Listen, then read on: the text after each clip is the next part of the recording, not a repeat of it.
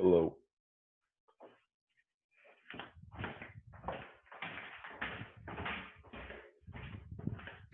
Hello.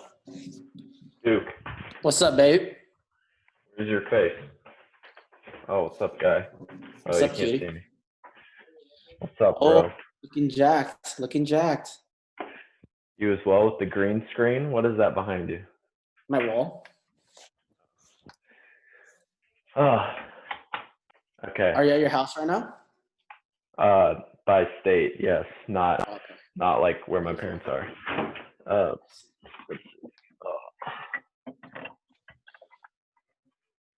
this is gonna be a good convo. Yes. Yes. Should I start drinking? That's your decision. It already seems like you made that decision for yourself. Are we getting frisky? A little frisky. This is the. I guess Get a little loose. I should have introduced the episode. The Fighting Feeling podcast. Episode 1. It's definitely not a terrible title, honestly. It's a good play on words. Yeah, that sounds good until we get one. Or yeah, I don't know.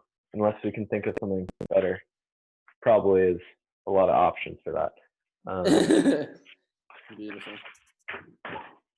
Just before we get on the main topics at hand, last night well, you know I've been going to Muay Thai, but Yeah.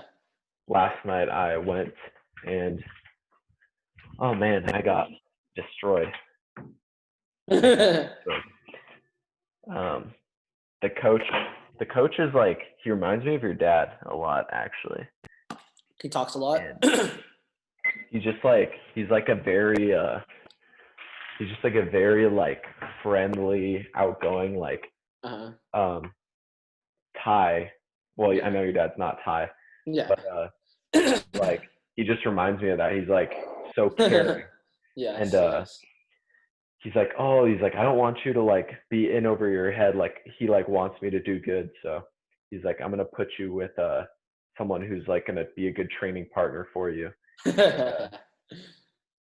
Of course, it's like a guy who's like just ridiculously good. And yeah. Like he made me stay with him the whole class. So it was like 6 rounds of sparring. And by like the 4th round, he gave me a bloody nose. So I was like, God, it was painful. I had a headache last night. It was not good. Oh, did you get leg kicked? No, because my leg. Well, actually, I did get a kick check last night, and it did fuck up my leg. So my other leg. So now both my legs are fucked up. But it is what it is. Not much you can do there. Beautiful. But are you recording? I am. It says I'm recording at least. Okay. So I stop recording, pause recording. Okay. Yeah, I saved it to my computer, so I don't know how that works. I've never done this, so we'll see how it plays out. Can I record too? You can try. It's a request permission. No, I think you got it. Permission, yeah. Well, I can give you it just in case if you want to share anything. Yeah. Anyways, how's school? It's good, man. Just COVID, COVID times is interesting. I have it in person. Yeah, just chilling, really. Just midterms and finals coming up because of Thanksgiving. So I'll be back home for Thanksgiving. We can get to work. You got to invest in some shin guards. Yes, I can get kicked and try to outbox. I mean, as long as I have shin guards, honestly, it's fine. At least one of us will be safe. Yeah. I mean, it'll be protecting you from yourself if you kick me hard and I block it. Not terrible. The leg kicks, such a necessity. Yeah. No. Last night I tried. I threw it. He blocked it with his knee, and so you broke your foot. No, it was like my shin. but you don't realize those things are thick, the padding, but it's so easy for like a knee or like a shin to just cut through it. Like Yeah, it just pushes definitely. right through it. Yeah. Like it's Like if you surprising. like have some good force on it, you could still hurt someone with shin guards. No, Definitely. that's how I've hurt both my legs now. Like the other leg I hurt in like the very first practice, and that guy checked it with his knee, and it went right through the pad. So Yeah, definitely. it's silly. Like I feel like if you have a shin guard, you feel like you could throw harder, so it just Yeah, ends up hurting more. yeah, that's honestly what happens, and then you're like, as soon as it happens, you're like, oh fuck, and then you're done. There's nothing you can do. But you know, let's see, what is this? Making a sandwich. Oh, beautiful. Uh, Or like when you block my body kicks with like your elbow, and I like break my foot every time. oh yeah. See, at least now with if you have the foot pads on or the Yeah, shin guards, yeah, it's still like it doesn't like your feet will still hurt, but at least yeah, it'll be like at least it won't break your foot, I guess. yeah, definitely. But I've jammed my toes so many times still where it's like it's god awful painful, just Beautiful. terrible. But um, so we had a list of topics, but Okay. What do you want to get into first? I feel like maybe because it's probably the biggest topic, we can address the Mr. McGregor Mr. and McGregor. Beautiful. that fight, that whole. Dustin. Well, I saw today that there was something saying. I know, like it was announced that the fight had been signed and both fighters had signed that agreement. But I saw that for whatever reason, I think there was still an issue with Dustin's contract, and I he think may. Dustin's just trying to play the game of getting as much money as he can, but I It's don't not think going to that work. fight. Yeah, I don't think But I that was fight's gonna be canceled or anything. But no, I don't. I agree on that, but I was seeing something that like people seem to think that Dustin is not fully locked in as the opponent because of the fact that he's probably wants the money still. yeah. Um, but Now, do you think that fight should be for a belt? ooh, that's such a good question. Honestly, this will tie into a later topic that I want to get into. When we talk about like a possible like lightweight Grand Prix. I know it won't happen, but Mm. um, like when you think about it, it's like both these guys are championship caliber, and there's no reason to like Justin just lost. Tony Mm. is coming off a loss. There's Mm. not really anyone else that Yeah, except for like Mike, like Chandler, yeah, just because he hasn't lost yet, yeah. obviously. Um, but there's not really anyone that I look at like, okay, like if one of these guys wins, who would be like a reasonable person to match them up with? And Uh-huh. I think, who would they fight? Because obviously the first one that comes to mind would be like Justin because he was the most recent champion. Mm. But like that doesn't really make sense to me. Yeah. Well, here's the thing, though. So the thing that's like apparently stopping it from being a title fight is like the return to Khabib, right? But if Khabib's going to come back for the 30-0, it's going to be against GSP, right? He's not going to Yeah, fight yeah. Conor again. He's not going to fight Dustin or Justin again. He's not going Oh to no. fight Michael Chandler, and he said previously publicly he's over the Tony Ferguson fight.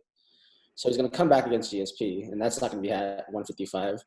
So I think you just strip him. It doesn't matter if he's coming back because he's not going to fight at 155. So That's true. I think the most reasonable thing is just to put the belt on because Khabib's not coming back to defend his belt. No, So I agree with that. And I think it would be the most reasonable thing. It's the most marketable thing for the UFC, mm-hmm, the way they can spin it.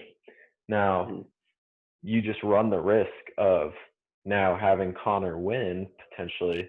Most likely, we'll get into that matchup.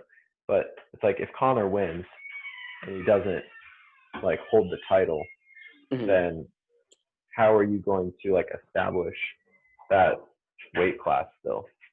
If Because you Conor don't doesn't have. win, No, if Connor wins and he uh, chooses to not defend the belt like he's done, yeah, then you're kind of stuck in a spot where you don't have an established champion like mm-hmm, Khabib. to kind of come in to the rescue.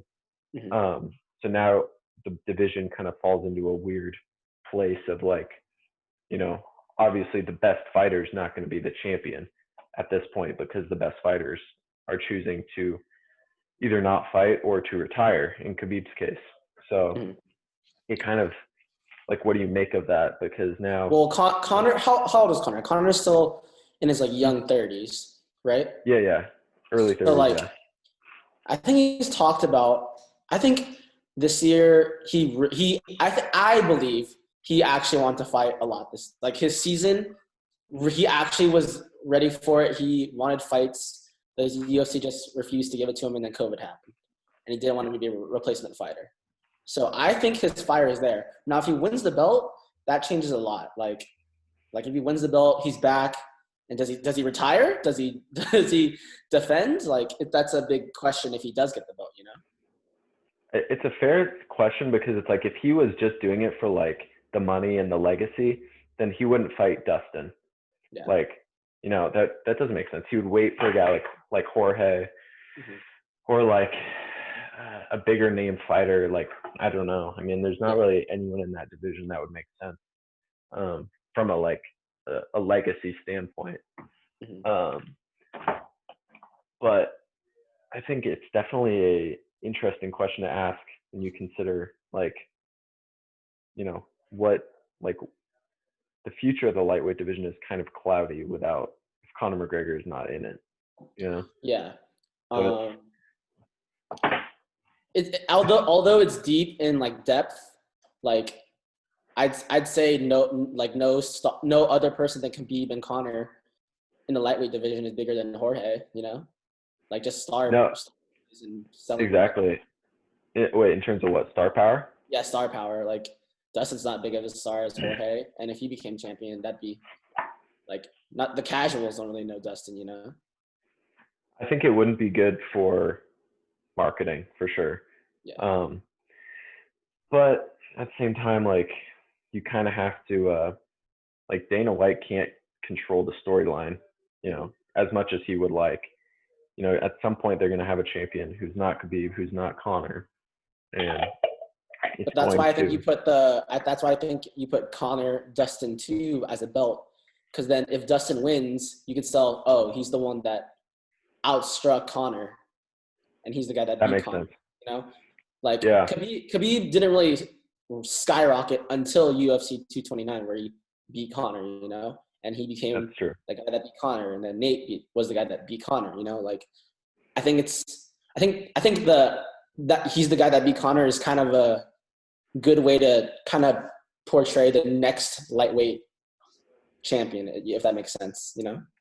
I think that's what Dana White kind of wishes would happen, is that if in a contingency plan that Conor loses, at least like we can spin it in a way that, you know, this is the next guy. Like even though Dustin's not an up and coming guy, and that's what makes it kind of complicated, is that it's hard to spin a story about a guy who's already won and lost the title, who's never been like a star, and you're trying to turn him into something that he's not. There's such a huge discrepancy between him and Conor that if you have Conor lose, you have to have a really solid like plan in place to like spin the story. You know what I mean? Like obviously a lot of fight fans love Poirier because they've watched since the beginning. But how do you market that to the mass public? You know, the way you said made sense, but that's hard to do. You know, especially since we've seen him get dominated by Khabib. We've seen him he hasn't dominated any fighters other than I'd say like Max Holloway. I mean, definitely the Hooker fight was even close there too, even though I thought he won. But which fight? The Poirier versus Hooker. Oh yeah, I mean he definitely took those championship rounds, but you're right, it wasn't. He gets hit way too much. Yeah, and that's even why. In the gate. Yeah, that's why when I lead into the analysis of Poirier versus McGregor 2, I just think Conor hits him. Like he gets hit way too much, and if you get hit by Conor, you're gonna you're gonna drop. Yeah. That's yeah. I guess we could just get into that then. Yeah. So like looking at that fight, what I guess how do you see it going? See, Connor said like the Cowboy fight was just the fact that it was so fast didn't help us really understand who the new Connor is, because in interviews and like Dominic Cruz talked to him, like he said that, like he has new tools and it changed up his style a little bit, right? But Yeah. like we obviously couldn't see that in the Cowboy fight. But I just think Connor comes out early with that. He takes the center of the octagon, pushes Poirier towards the fence, past the two black lines, and starts setting up his left hand. And I honestly think he just outboxes him, to be honest. And then Poirier gets hit with a left hand. It's gonna find the home. I feel like over the span of 2 to 3 rounds, like he's gonna find a home for that left hand. And if he finds a home for that left hand, no one can take him. Yeah. I think if Poirier falls into the same trap that a lot of Connor's recent opponents have fallen into, I think it's going to be bad. Because, even guys who are well prepared to fight Connor in terms of like ability, they oftentimes they make it bigger than it is. And guys like Eddie Alvarez, guys like Aldo, guys even like all his opponents that he's mentally psyched out. Poirier back in their first fight. Connor's made a living off of playing the psychological warfare. And I think although Dustin acts like it's not something he's caring about, a part of me thinks that's going to be a big part of this fight, because he has so much riding on this fight in terms of legacy, in terms of like his future in the UFC, that I feel like he's bound to make mistakes, because this fight holds a lot more weight than any of his recent fights. I don't think in this case, because we've seen lately Connor has went from trash talking Connor to kind of the elder statesman Connor, like donating, like talking about donating to the whatever Dustin's foundation is, the Good Life, I think that's what it's called. And like over Twitter, he hasn't been like too antagonistic. Like I feel like Connor with this specific fight, it could change. He's just kind of taking the cowboy approach with just being the elder statesman per se. You could say that. I agree. And I'm not saying Connor's going to do what he's done. I'm saying it in the sense that Poirier is going to overanalyze everything. Because Connor, he's taken the high road, but guys still fear him. Poirier still fears him. And in the Khabib fight, Poirier was scared of Khabib, as he should have been, but he respected Khabib too much. And we saw, Justin and Dustin both just literally like deer in headlights. Before they even got taken down, they were afraid. And I think Dustin, in most of his fights, he gets backed up. He gets like a little bit defensive, and that's when his like power comes out. But with Connor, you can't give him that respect. And I feel like Dustin is kind of getting lured into a he doesn't know how to feel about this fight. Do I respect this guy? Do I want revenge? Do I And I think that's going to play into Connor's advantage in the psychological aspect of it. Once it gets to like fight week and media week, I think Connor's going to like bring out some tricks. And because we've seen on Instagram, on Twitter, he's been posting stuff from their last fight, how he starched Dustin, stuff like that. Like he's not talking shit. He just hasn't been like vulgar. You know what I mean?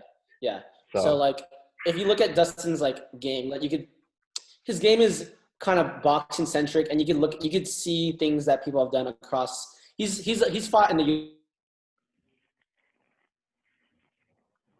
so many fights, and like since the transition to lightweight, there's still like things that you can see. He does get leg kicked. Connor could do the DS2 strategy where he leg kicks, chops, pull counters with his left hand.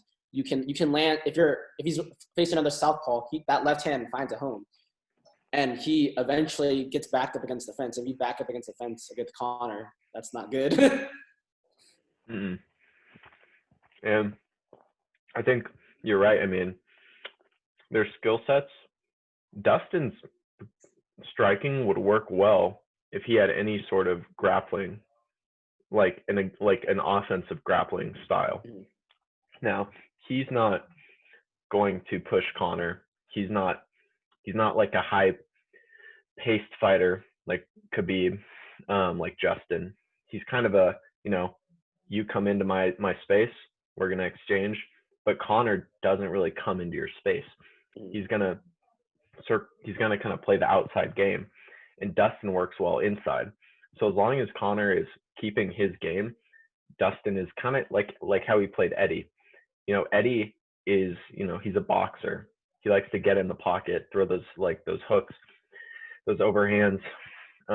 He's a power puncher, not a power puncher compared to Connor, but he's he has that almost like wrestling style striking. And I think if Connor does what Connor wants to do, it's going to be very hard for Dustin to get any kind of offense going inside the pocket. Yes. And especially with the body kicks, the teeps, the oblique kicks, Connor is going to confuse Dustin, I think, a lot in this fight. If he doesn't finish it early, it's going to be hard for Dustin to find an offense. If Dustin can get it to the 4th and 5th rounds, I think there's where his money is, because in Nate Diaz too, even though Connor won the 4th round against Nate, he was fighting more in that pocket range, and that's kind of where Dustin thrives. Also, let's assume there's no fans. How do you think that affects the fight? Because I feel like Connor, when the pressure's on, when all the chips are in the middle, he's there. But let's say there's no fans here, Like I feel like Definitely. that plays into like Dustin's like wheelhouse a little bit. Yeah, you're right. I think when it's in the when it's in an empty stadium, it's a sparring session. It's there's no one except your coach, the announcers. There's no noise. It's just, it's a different style of fight. And I think we're going to see that. Connor, like you said, he feeds off of the crowd.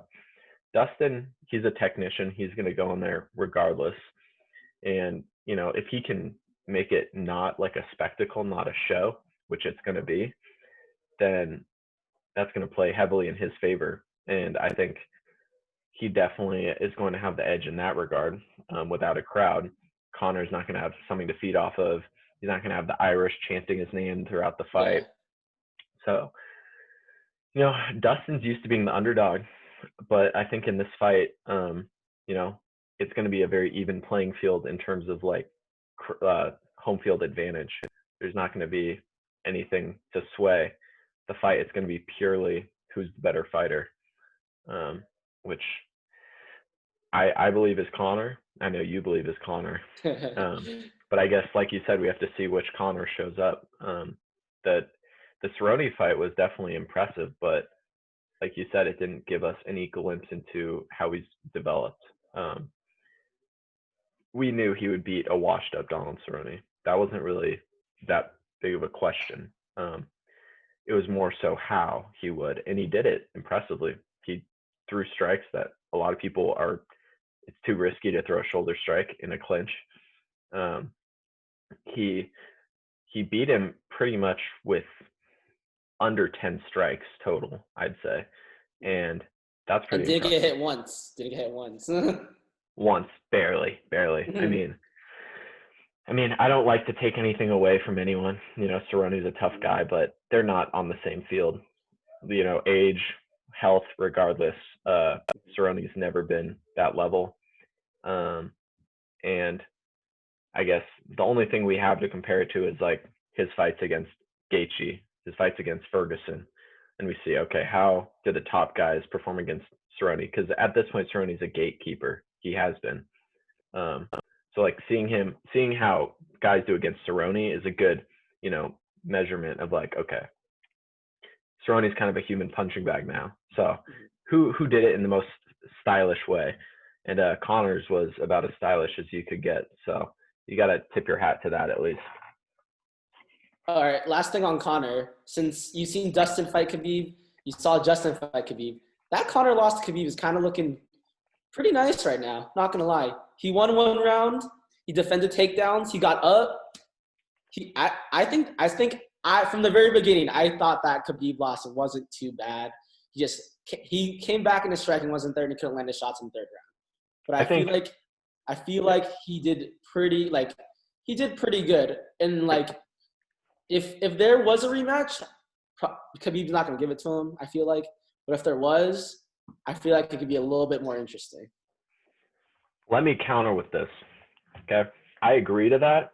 I agree that Connor, Dustin, and Justin probably all have equal inability to beat Khabib, or the same ability.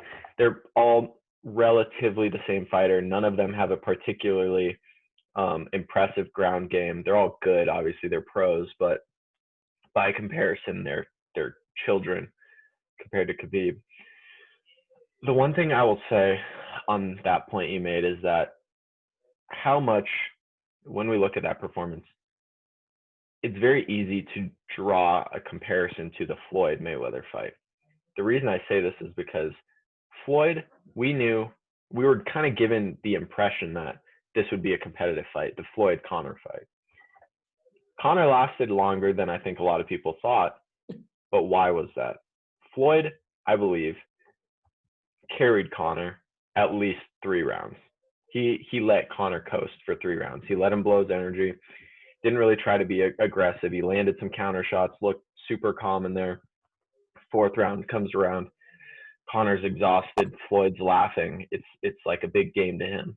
And people are like, well, Conor did good the first 3. It's like, why did he do good? Floyd didn't try at all. Floyd knew he could hit him whenever he wanted. And so the reason I bring that up is because the Khabib fight was such an emotional fight for Khabib. It meant so much.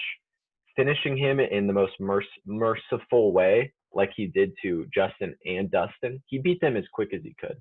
Let's be honest. With Justin, he could have easily submitted Justin at the end of the first. We saw that. He had him in an armbar, or close to an armbar. Almost finished him. And even in the second, when he did finish him, it looked like he was about to secure an armbar and then switched it to a triangle because he didn't want to break his arm in front of his parents that were watching. That sounds like a guy who's toying with his opponents. And in the Conor fight, he didn't even try to submit Conor until the 4th round. And you can't sit here and tell me that Conor would not have been submitted the same way those other guys were submitted had Khabib not wanted it to happen, right? The reason I say this is because he wanted Conor to suffer. We knew that. He wanted, he was just ground and pounding Conor as much as he could. He's like, I don't even want to finish you. I want to beat you. I want to batter you. And we saw in that fight that all that Khabib cared about was damage. All he cared about was making Conor regret everything he said about his family, his religion. And so I think no animosity involved. I think Khabib would finish him in under 3, to be honest. Well, here's the thing, though. When I look at that fight, I feel like if Khabib, if he could have finished him in the first round, he would have. But if you look back at it, would have? Yes, in the first round, they do that little single leg takedown defense exchange for a minute, and then gets them down with 3 minutes 45 seconds left on the clock. Conor scoots back to the fence and just has wrist control and head control, and kind of is able to stop takes no damage really for the rest of that round. Khabib has top position, yes, wins the round, of course. But he doesn't really get any damage in the first round. The second round, he gets clipped with that overhand right. And then Khabib, I think in the second round, Khabib tried to finish him. And that's why he got so tired in the third and why he got outboxed. So that second round, he was trying to finish him. He was throwing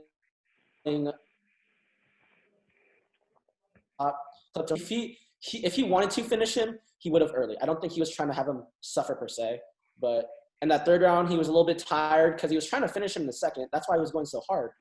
Not because I feel like he just wants to inflict damage and just not finish him. But I think he was trying to finish him in the second. Couldn't get the finish because the ref maybe, or Conor was just doing enough just to stay in the fight. Third, he got outboxed because he was a little tired. Fourth round, was losing the round in the beginning until he gets him against the fence. And I think it was a DC-like takedown to get him to the ground. And then Conor gave up the overhook, I think, and gave up his back, and it was over. I think if he wanted to, he would have finished him first, but I think that's just the defense of Conor, like not allowing him to earlier. But I think that's that's a fair point. I think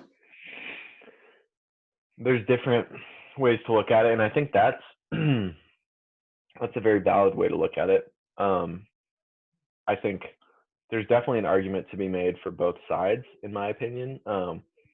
Knowing what we know about Khabib, knowing how he went into that fight, like he wanted to kill Conor. Now, maybe you're right. Maybe he wanted to kill him so bad that when he had the opportunity to, he blew it, and he had an adrenaline dump in the second. And in the third, he had to, realize what he was doing, and he said, okay, I got to take a break, got to rest. And then, that's Conor started getting something going. And then in the fourth, Khabib was ready again, and he came in and did what he had set out to do. And so maybe that is the most accurate way to go about describing it. It's realistic. And, I think, what if Khabib wasn't emotional? Do you think he would have finished him in the second? Yeah. Goes about it smart. Yeah, very true. Passes. If Nate Diaz can submit Conor in 2, Khabib can submit Conor in 2. It's just, he would have passed Conor's guard, gotten top mount.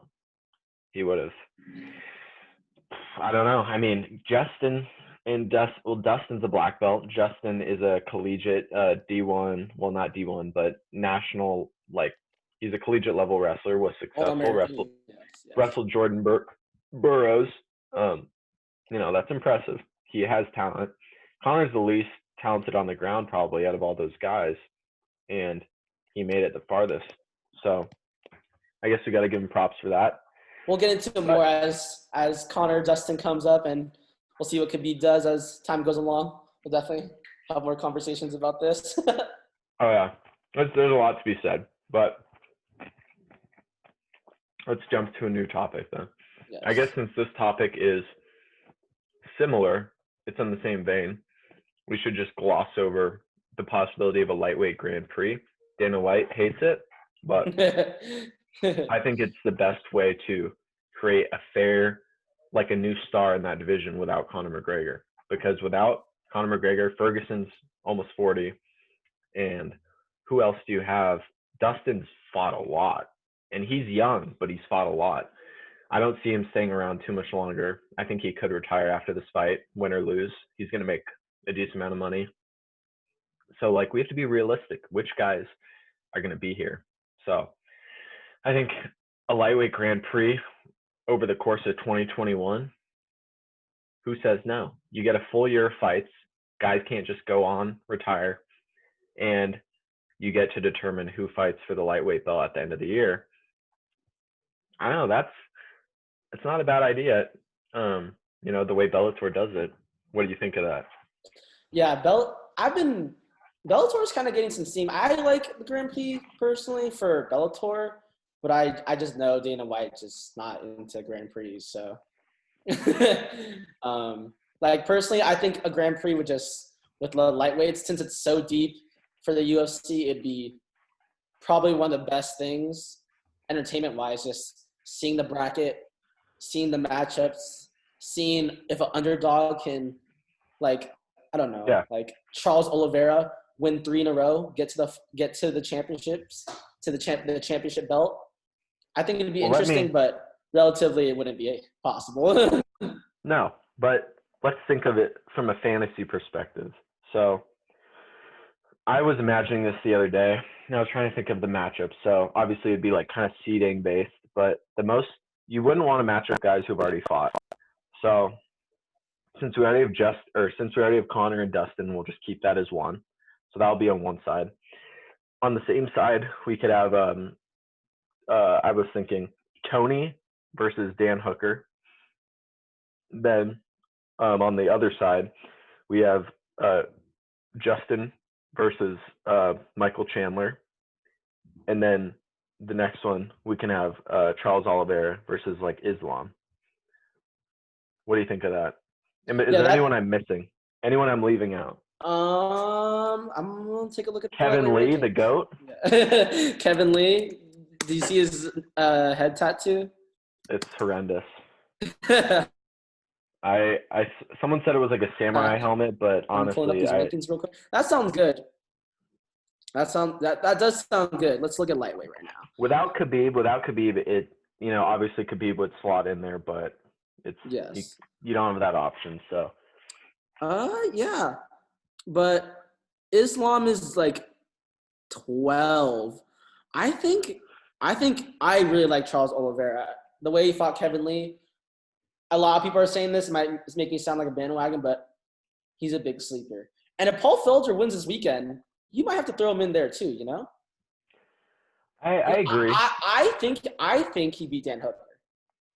Paul Felder. Yeah. I agree. I think Dan Hooker. I think he's a solid fighter. I think his ranking might not be warranted based on he fought Poirier well. So like that showed he belongs in the top 10. But the fact that Felder beat him and Felder's a borderline retired fighter, it's definitely questionable. I just think Hooker is so much untapped talent. His range, his kickboxing. I watched the Tiger Muay Thai documentaries with him when he went through the camp, the tryouts, and he was a bad dude, and he was like you could see the mindset of Dan Hooker. And how did he ever make 45? He's big. He's a big guy. I don't know, and it's good that he moved up. He was getting way too drained. But yeah, so who else in that top 10 then? So we already named like about 6, 7, 8 guys. Is there anyone else top 10 besides Felder and Oliveira? 9 is Al Quinta, 10 is Kevin Lee, and 8 is Diego Ferreira. And I don't really think any of those 3 deserve to be in the lightweight Grand Prix because I honestly haven't even seen like Diego Ferreira like fight. If I'm being honest, that's on me. I think he beat Pettis. He beat Pettis on the McGregor card, McGregor versus Cowboy. He I see. Out grappled them. Yeah. Well. I mean, would be a tough sell, definitely. Yeah, I mean, I am going a little bit off popularity, and part of the reason I said Islam was because him fighting. I know he's not fighting RDA anymore, but him fighting RDA would have solidified him probably in the top 10 ahead of Iaquinta, probably. I mean, Kevin Lee. I mean, sure, he's a top 10 guy, but he hasn't fought anyone in the top 10 in. I don't even know how long. His last top 10 guy was who? Tony Ferguson, probably. And that was a few years ago. Maybe RDA. He fought RDA. Yeah, he fought RDA, and RDA just out-grappled him. I think that was at welterweight. Yeah, okay. So that doesn't even count, really. And then his last lightweight was against Oliveira, and he got choked out. And Oliveira obviously moved up from that fight. Because he was probably not top 10, I'd assume. I don't think so. So he moved up. I assume Lee probably was already around 10. But looking at that possible bracket, okay, first fight, we already said we'll just give Connor the win for that Dustin fight. Okay, on the same side of the bracket, do you want to stick with Hooker Ferguson? Or wait, was it Hooker Ferguson? Or no? That's what I said, right? Hooker versus Ferguson? Or should we swap Hooker for Felder? Let's give it to Felder because if he wins this weekend, I think he goes a little bit above Hooker. So we'll put coming off a win. Yeah. Felder versus Ferguson. Mm-hmm. Now, if you were to ask me, I would probably say hands down Ferguson. But Felder is a tough motherfucker. he's pretty technical. He lacks like the requisite athleticism, but he has all those kind of cowboy qualities where he's like he can hang with the best, but he's never really been a championship fighter. And so I don't know. That's I mean, what the Gaethje versus Ferguson fight showed me a lot about Ferguson's boxing and striking. Like Ferguson got rocked against Pettis. Don't you forget? He got rocked against Pettis. Got knocked out by TKO'd by Justin. If Felder can leg kick and outbox him, I think it could be a little bit more interesting than what you're saying. But if they would make Ferguson the favorite, definitely. But I feel like that could be one of those things where I'm talking about an upset where Felder outboxes him, keeps it on the feet, doesn't really mess with Ferguson's jiu-jitsu. Yeah. And but we can give that to Ferguson for the sake of the conversation. Yeah. My last point on that too is like Felder does not have the finishing ability that Gaethje does. Because if you want to beat Ferguson, you have to put him away and you have to knock him out because you're not going to submit him most likely. I don't think Felder even has the jiu-jitsu to submit Ferguson. He has jiu-jitsu, just not on that level. So it's like, can he finish Ferguson on the feet in 5 rounds? That's a tall task. And the only reason Gaethje was able to do it is because he put everything he had into Ferguson's face. And Gaethje's power, and he couldn't even knock out Tony. He had to literally batter him so bad that the ref had to just say no more. So I don't know if Felder can do that, but yeah, I definitely think Ferguson would. If you ran a simulation 100 times, Ferguson wins most of them, I think. I agree. So I guess going to Chandler versus Gaethje. I think this is the most interesting one so far, in my opinion. I don't know. Chandler is a guy that I don't think we've seen his full skill set. In Bellator, he was able to survive off of wrestling in an overhand right. It seemed like, but I think he is so much more than that in his toolbox that he hasn't really gotten to show. And Chandler is the type of guy that I think Justin struggles with. When you look at Eddie Alvarez, you look at Poirier, he's got power, he's fast, he's tough, he moves around very well. He's not like these older guys that Justin's been knocking out. I don't know. That I think presents a very tough matchup. I think Gaethje should obviously be favored, but I don't know. What do you think on that? I think Chandler's 34, 35, I think. So he's a little bit older. I think it's going to stay on the feet.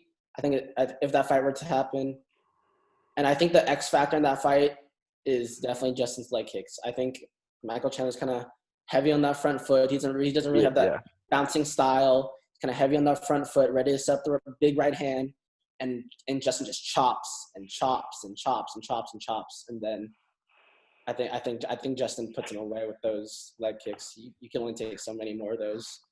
I agree. I think that is a very good point to bring up, considering the way that Chandler fights. I mean, Chandler is susceptible to that, and he hasn't fought anyone that's taken complete advantage of that. It's Gaethje's best weapon, and if he comes out like he did against Ferguson, calculated, not afraid, cautious but not afraid, I think he can outstrike Chandler in every area.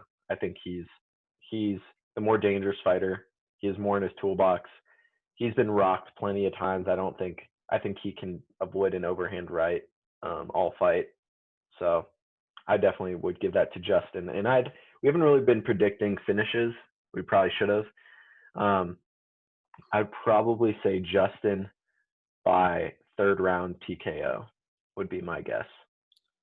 I think Justin, like second round knockout, probably just chops those legs, gets the hands down, and starts unloading with that overhand right, sets it up, and makes the proper adjustments with Trevor Whitman. in his corner. Yeah, I agree to that. I think second to third is fair. We know Justin has been not as much of a headhunter recently, so he might take it slow, be cautious of Chandler, give him his respect. That would be the only reason I think it could make it past two, because I don't think, unless he seriously hurts Chandler with one punch, I don't think he's going to be going in there looking for a firefight. So either way, I think he gets the finish. But Sounds good. And last all right, matchup. next, Oliveira and who do we say? Islam? Yes. Well, I think you know more about Oliveira. I know his jiu-jitsu is pretty spectacular. Mm-hmm. He's got better on the feet recently, but Islam is not a guy that's going to give you a ton of issues on the feet, regardless of who you are. I think they're probably pretty fairly matched. So I guess, how do you see this one playing out? I think it's kind of like a similar thing to like, not obviously not on the levels of Ferguson versus Khabib, but I think it's kind of that similar. Islam pushes him back probably, or they meet in the center, and I think Charles Oliveira, his Muay Thai and his striking forces the shot at Makhachev, and then he catches him in some kind of guillotine submission. Yeah, so I think he just makes Islam so uncomfortable with his striking that he's forced to take that shot, takes a bad shot, and he gets caught in Oliveira's jiu-jitsu. Because Oliveira's jiu-jitsu, especially in that Kevin Lee fight, was top notch. It genuinely impressed me. Yeah, I agree on that 100%. I think Oliveira, I think, is the bigger fighter in terms of like height, length, and we know that Islam is a good wrestler. He's definitely one of the better wrestlers in that division, but he's nowhere near Khabib's level. He's not as menacing, for sure. But I think Oliveira just gives him probably the worst stylistic matchup in the division, because he is the exact recipe to beat aggressive wrestling. He's a good striker, great jiu-jitsu.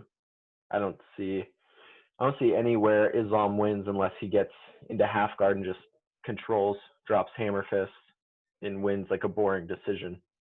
I don't see him finishing Oliveira. So, what do you say? Oliveira submission round.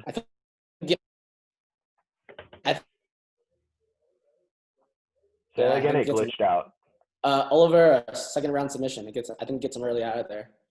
Second round. Wow. By what submission do you call?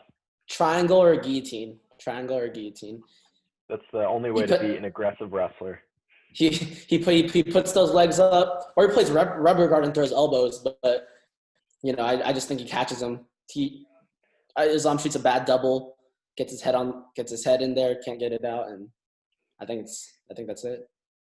Another one that I could definitely see Oliveira getting sneakily would be Darce from Islam pushing him against the fence, trying to do that like blast double on him.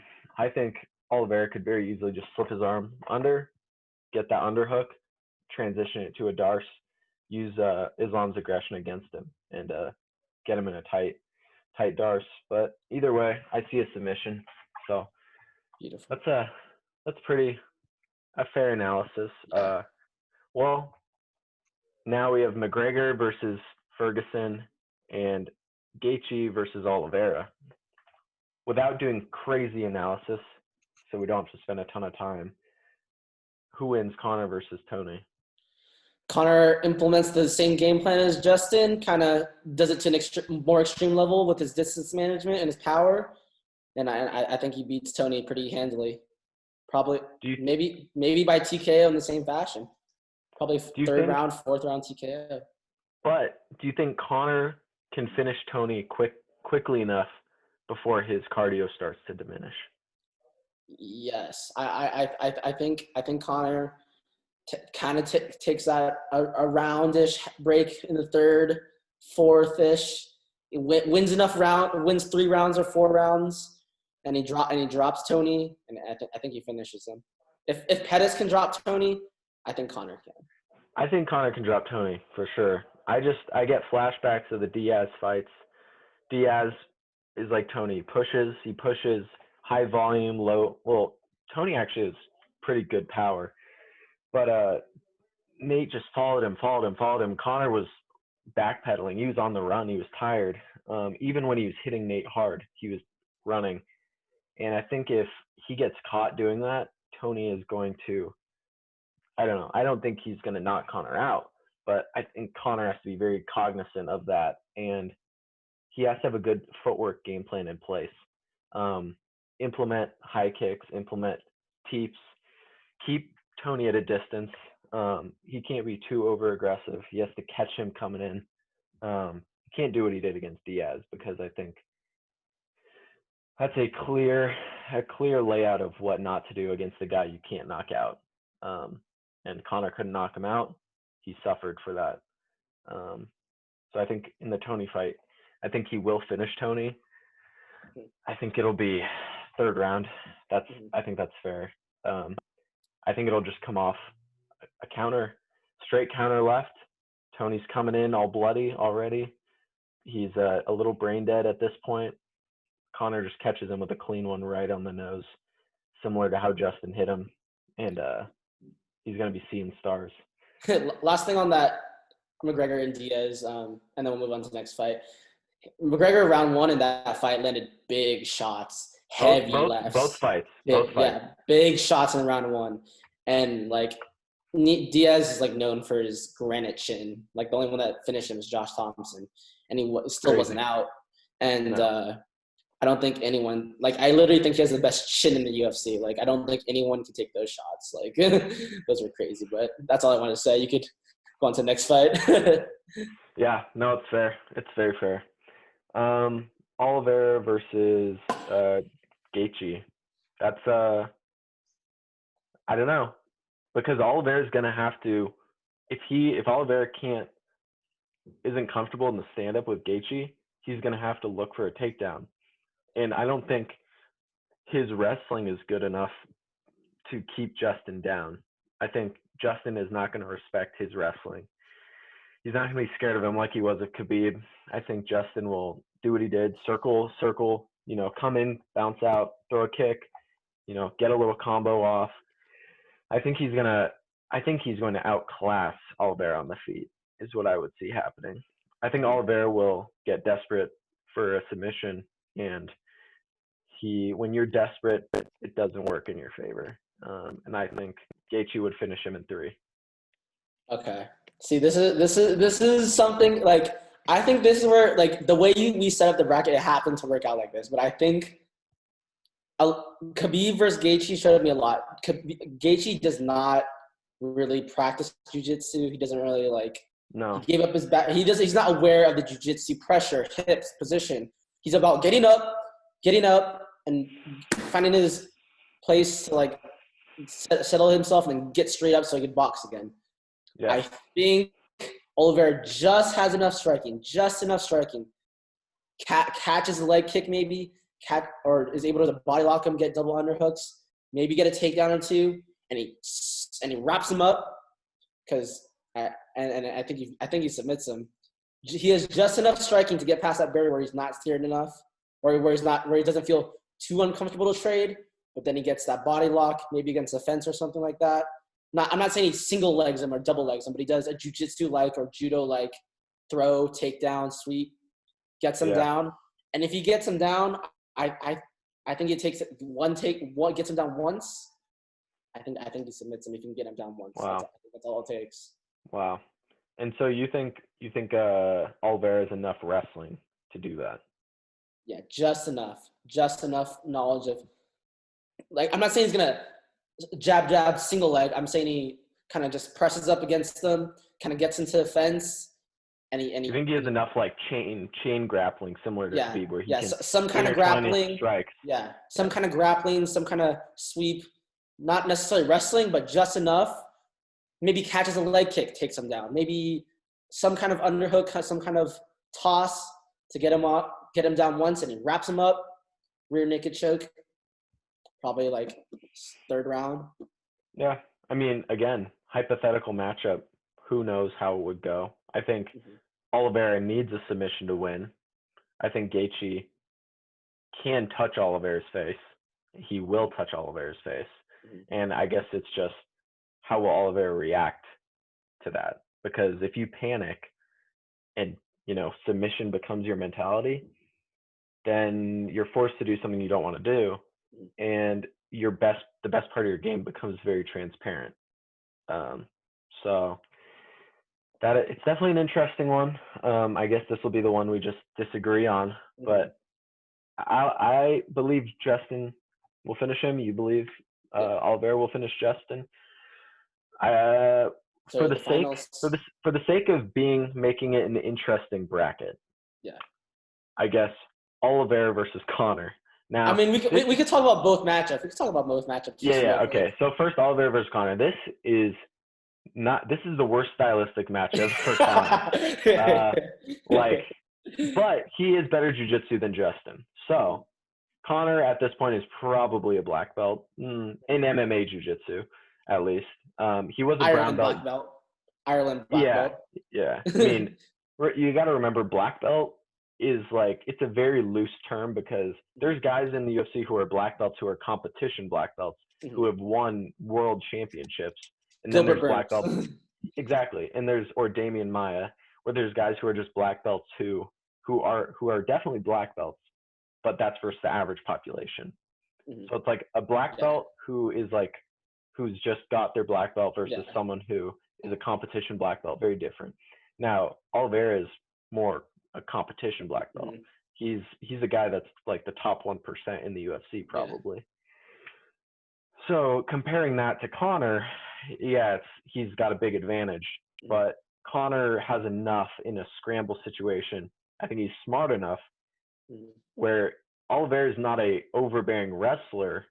I think if Conor, in a purely jiu-jitsu exchange, I think Conor can do okay. If he's not exhausted, I think he can do okay. Now, it is going to be interesting to see because Conor, he's great at maintaining distance. So if he can keep from letting Oliveira get him against the fence, I think he'll have a very good chance of either getting a lucky clean left hand, maybe a high kick, maybe a knee to the body, something that just rocks Oliveira, and Conor's able to finish it, but then then he has to finish it on the ground, so that's dangerous. So I don't know. I think the path for Conor is it's a very difficult one. I see Oliveira. I would say Oliveira. Okay, you think so? I think it's a hard fight for Conor. I think Oliveira, when it's a purist striker versus an elite grappler, if the grappler is no striking at all, that changes the way I view it. But when he's a guy who can actually put his striking with his grappling and chain it, then it's those guys are dominant. Your Khabibs, your Kamaru Usmans, your Cain Velasquez's, your DC's, they just are so controlling. It's so hard to beat guys like that. It's hard for me to bet against Oliveira in that sense. Yeah, I get it, but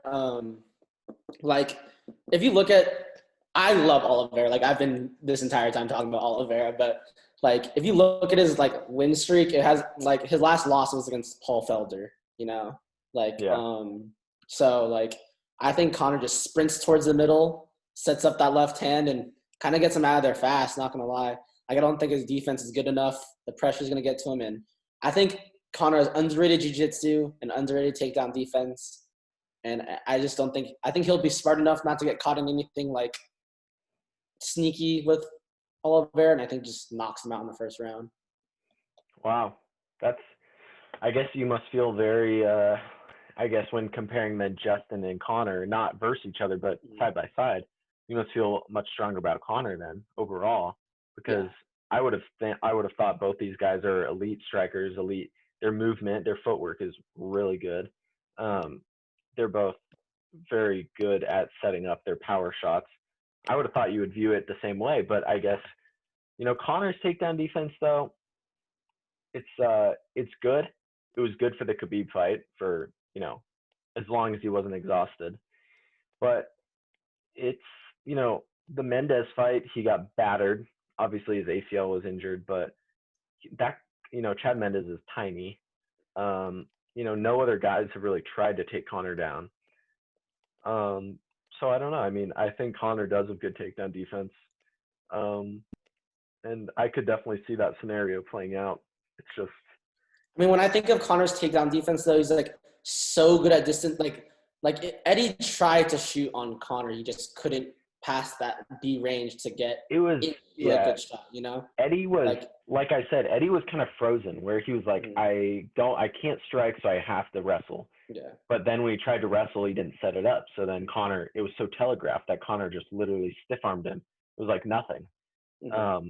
Whereas like Khabib, he comes forward, he throw like a jab, he'll throw an overhand, and then immediately he'll like feint with another jab, and then he'll immediately just go for the leg.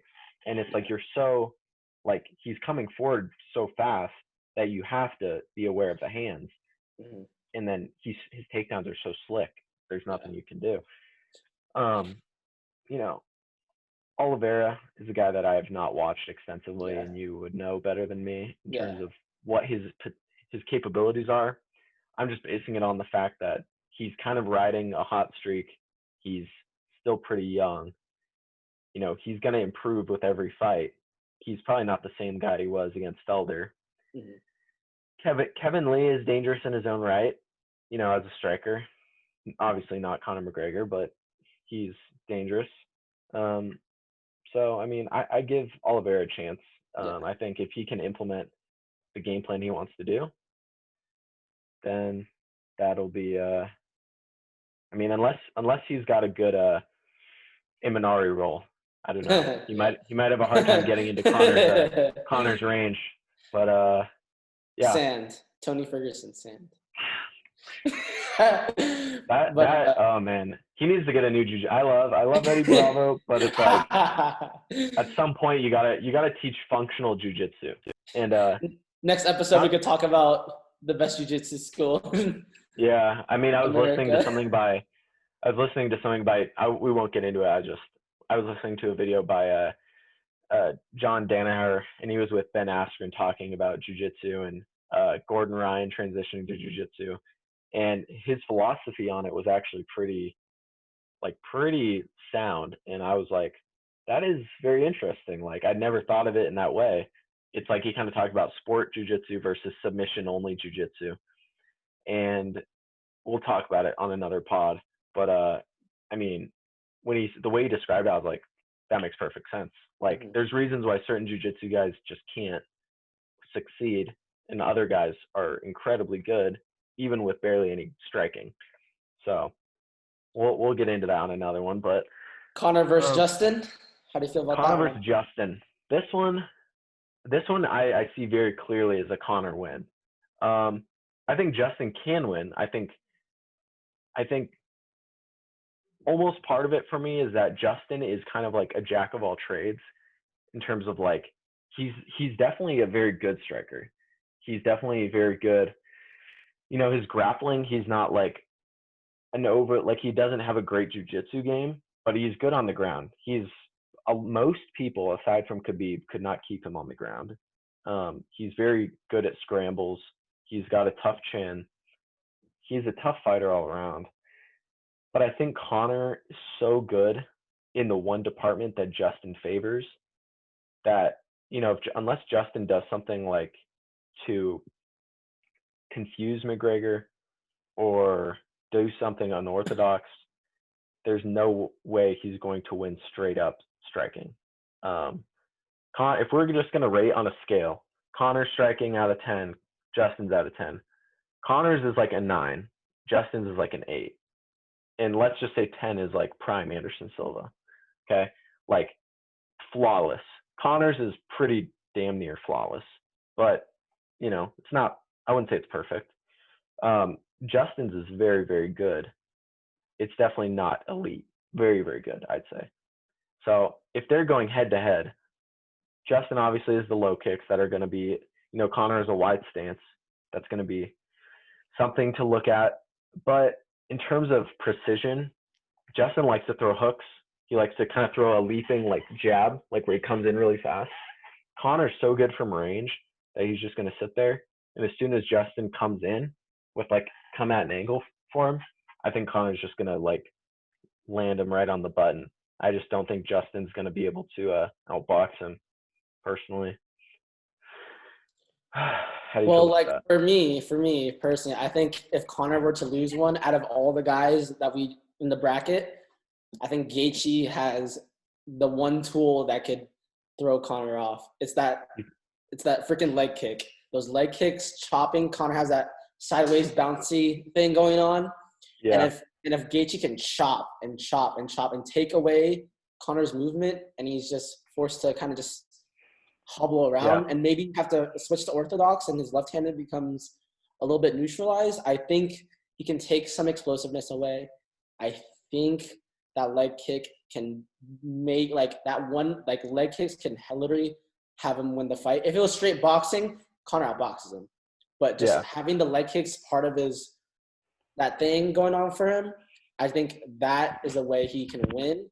And I think that's the closest fight within the whole bracket for Conor. That's the toughest fight for Conor. Like, and you know I love Conor, but those leg kicks, like we've never seen someone chop at Conor's legs. And we saw Eddie throw one leg kick and it kind of took him off balance, you know? Yeah. That's it. I agree. And like I just don't know like if his movement, if that sideways style can take that many leg kicks, so he has to get him out of there fast. So Conor either knocks him out early, or Justin just chops and chops and chops and gets Conor tired and makes Conor miss, and gets him out late. But if Conor's gonna get him out of there, he's got to get him out in the first or second.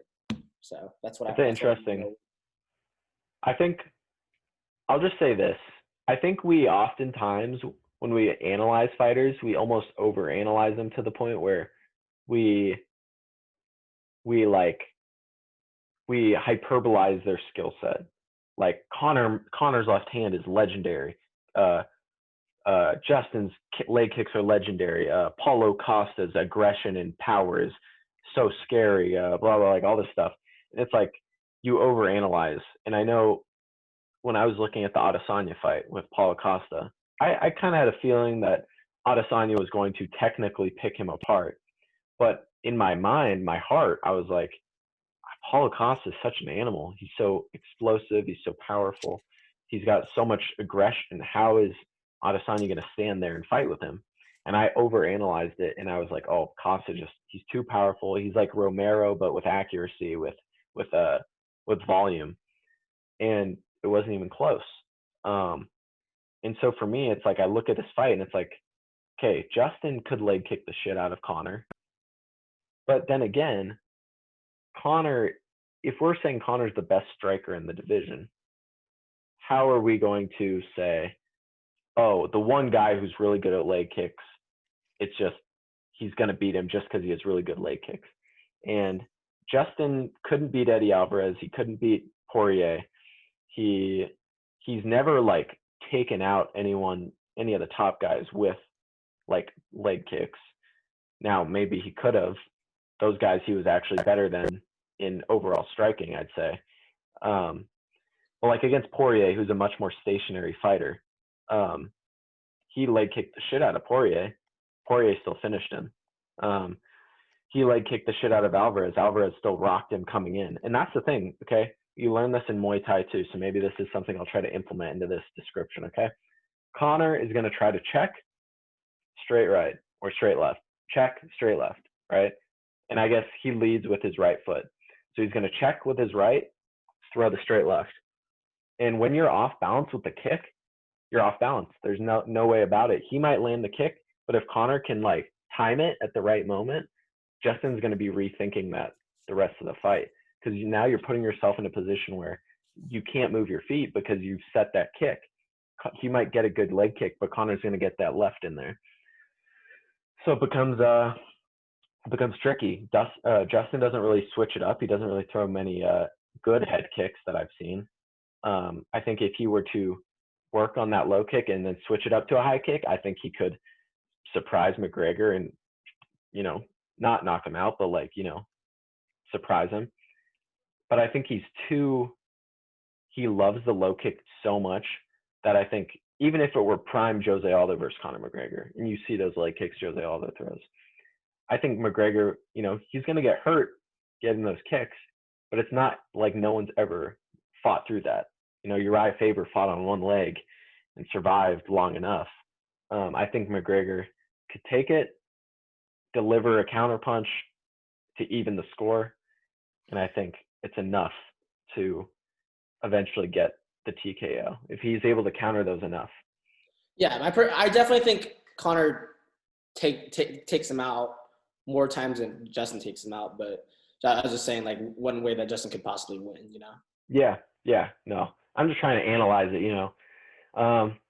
I agree. I think if I was a betting man, I would definitely lean Conor, but I could also definitely see the other side of it. I mean, I love Justin. I want Justin to keep winning, but his style is not going to lead him very far, and he's even said it himself. He's only got a few more left in him. I think a brawl with Conor McGregor would probably change his mind on that. Probably put him out of commission, honestly. But last thing on this, and then we can move on. But I mean, Justin, like the Dustin fight, the Eddie Alvarez fight, like that was like pre-new Justin. Justin kind of made a transition to less like brawling and less taking hits, and that's why it's kind of beat Barbosa, beat Vic, and beat Cerrone to get on that run to get to the interim title. But like he's a little less brawly, a little less like you hit me, I hit you, you hit me, I hit you, and let's see who falls first. But technically, I would agree that Conor's the better technical striker, and I think it takes him out. I guess the one thing that we don't know is where Conor's at, because we know where Justin's at. Conor, we haven't seen him in a competitive fight in a while, so it's hard to gauge that. But while Justin has fought two of the first top two guys in the division this year alone, pretty impressive. So gotta take your hat off to that. Next topic. Maybe this will be our last topic, perhaps. Let's see. What did I say earlier? Oh, there's another one I forgot about, but we don't have to cover it today. Do you want to do Jones Adesanya, or do you want to do the other one I proposed, which I think was Ortega Volkanovski? You choose. I don't care. I feel like the Jones Adesanya. We could talk about the other one.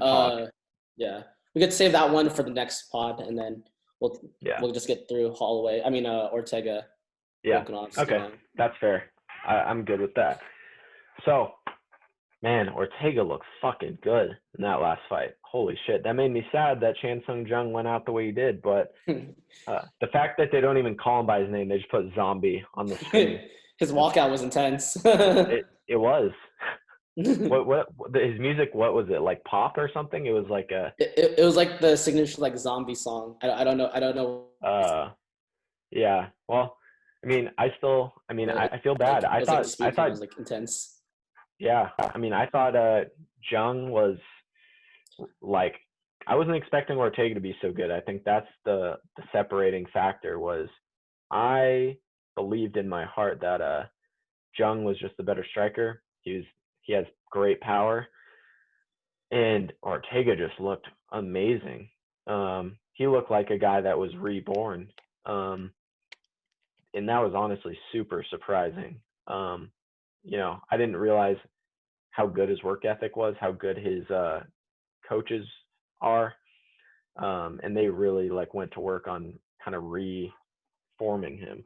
And obviously, the UFC, any sport is kind of like, what have you done for me lately? That's kind of how we determine who's hot. That forms the opinion in our mind. But immediately after watching that fight, I said, Ortega can beat Volkanovski.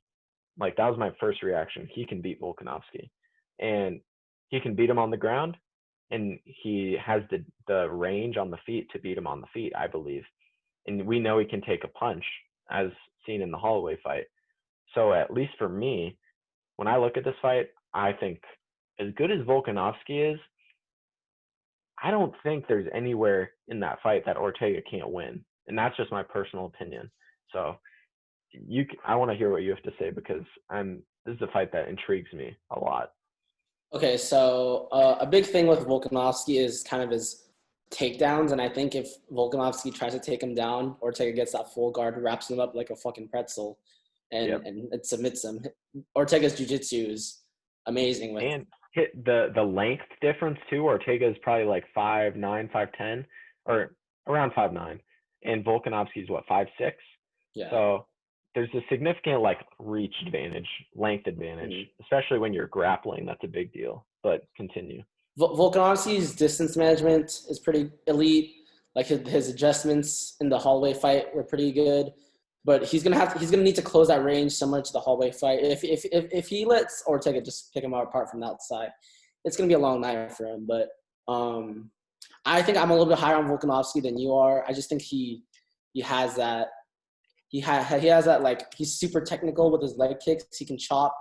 I don't know how their boxing matches up, though. Just, like, if they're in the pocket. Like, just what I saw out of Ortega, though, was so diverse and so interesting because, like, he looked like a Muay Thai guy. Like, he had this going on. He had reached for the front leg and threw, like, crosses and a jab over the top.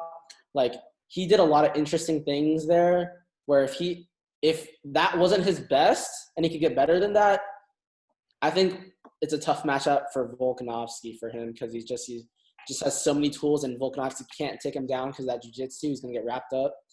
And I think Ortega would beat him, but I still think Holloway beats Ortega, if that makes sense. Interesting. I guess, yeah. So I do like Volkanovski, and prior to his first Holloway fight, I was like, who the fuck is this guy? He was destroying everyone in the division.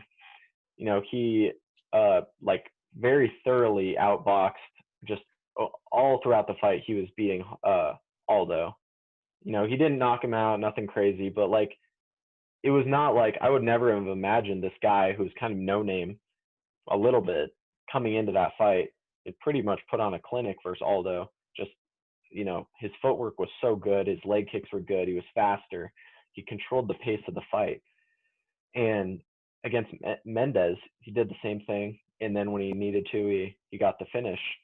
And Volkanovski, I mean, he's a guy, I think he controls his physical attributes so well because he's a smaller guy and he has such power, but he uses it so sparingly. I feel like he could like knock guys out, but he's so technical that he chooses to be like, I don't know, like he almost holds it back a little bit, I think. And in the Holloway fights, like the first fight, I think he landed some good shots on Holloway. Holloway's a tough guy, obviously. But yeah, the one thing that I think for this Ortega matchup is I think the distance is going to be a big thing because I don't Volkanovski is going to be able to, I think, throw the leg low kicks. He's going to be able to, you know, probably close the distance quickly. But Ortega is just this new version of him looks so good. His skill set looks so good. His striking is so crisp. His defense is good. Korean Zombie is some of the best power in the division. He was eating those. Like the best shots Chan Sung Jung had, he blocked them. Even the leg kicks, anything he did, there was no offense there for Chan Sung Jung. And I think against Volkanovski, it's going to be a lot closer, obviously. But I mean, I think he'll frustrate Volkanovski a little bit, like he frustrated Chan Sung Jung. Get him to come forward, and I think he's gonna be forced to close the distance on Ortega, and Ortega is gonna have him kind of playing right into his game plan at that point. Pull guard on him, T-City, whatever the case is.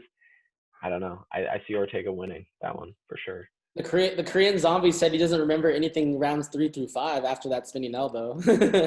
So he should probably retire. Honestly. Yeah, he said it was super embarrassing because he's just like, yeah, I don't remember the fight, and I was like, wow, like that's I guess tough. that's a good excuse though. I mean, it's like you were brain damaged for half the fight. So Hey, I mean, Triple C, Henry Cejudo. I wonder how he would do honestly coming up. Wait, he's a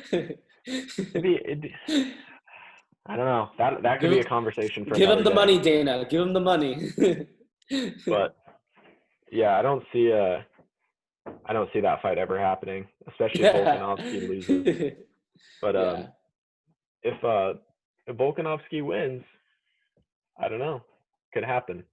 I think there's also guys like Calvin Kattar that deserve a shot, but Best 1-2 in the game, other than Connors. His boxing is amazing. He's got such good power. But and Zabit. Oh yeah, Zabit. I feel like he hasn't fought in so long. Yes, but of course. Is he gonna fight Kattar? I don't know. Zabit like hasn't fought in a while, and it's always so hard to get a fight with him. I don't know. I don't know what the Dagestanis got so many issues. Like it's like they're never available. They're injured. It's Ramadan half the year. Like they're in the mountains just wrestling. Dude, I don't get it. You guys gotta show up for something. Like, oh, we've got a win. I'm not gonna say anything. It's probably gonna be not appropriate, but yeah, we're not gonna get canceled on our first episode. Nah. I won't make a Conor McGregor like a comment. Sounds good. It's fine. But yeah, well, I guess at some point Ortega and Holloway are gonna have to cross paths again.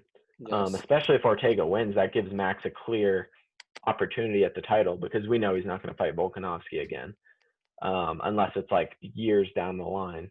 Even though I think he beat him in the second fight, but besides that, I agree. I agree he did, and I think that sucks. You know, when you lose a rematch again, so when you lose both fights, but the rematch you should have won, it sucks because then there's no way for you to, on paper, say, oh, wait, he won, so we should do a third fight because he already lost twice.